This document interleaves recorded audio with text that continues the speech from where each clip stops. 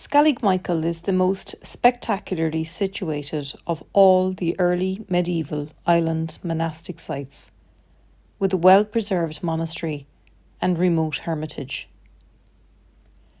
The island's isolation has helped to preserve and protect the monastic remains. Their state of preservation and authenticity makes Skellig Michael of immense and immeasurable importance. It represents a unique cultural achievement, illustrating a significant period of history and a civilization that has disappeared. Skellig Michael is also internationally renowned as one of the most important sites for breeding seabirds in Ireland.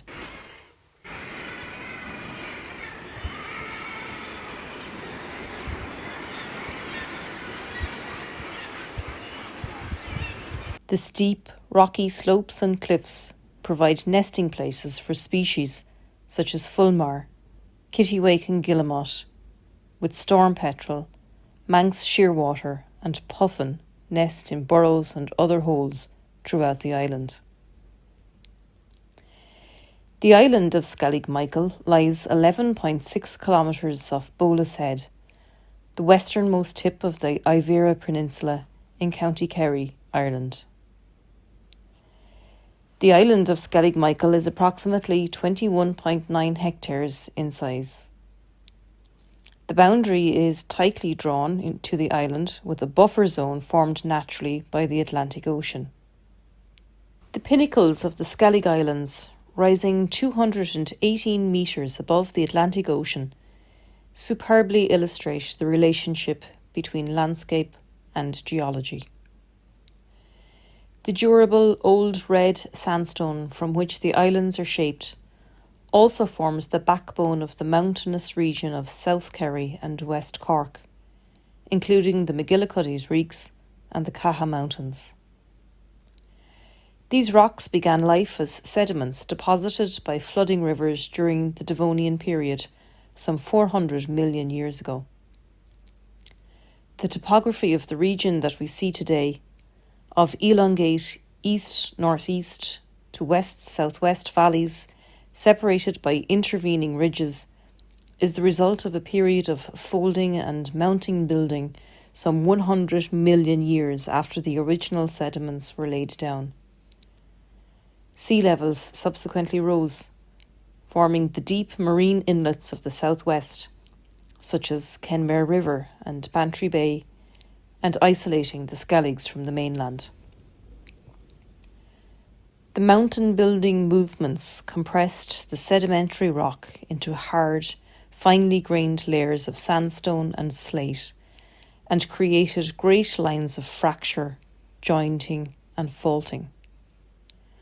Erosion along major fault lines in the centre of Skellig Michael caused the rock to gradually break and fall away, leaving behind a U-shaped depression 130 metres above sea level, which is today named Christ's Saddle. Two peaks remain, one each side of the valley. One to the northeast, 185 metres high, is the location of the monastery. One to the southwest, 218 metres high, is the location of the hermitage.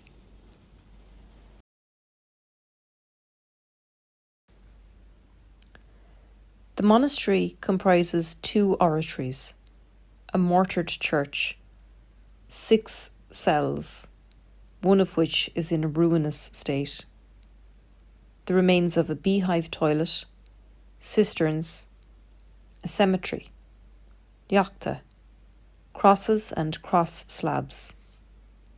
It also includes 2 large terraces, referred to as the upper and lower monks' gardens.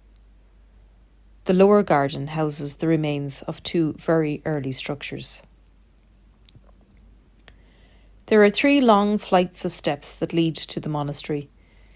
It was necessary to have 3 landing points so that the monks could land safely after their sea voyage. The state of the seas and winds would dictate which landing place they would use.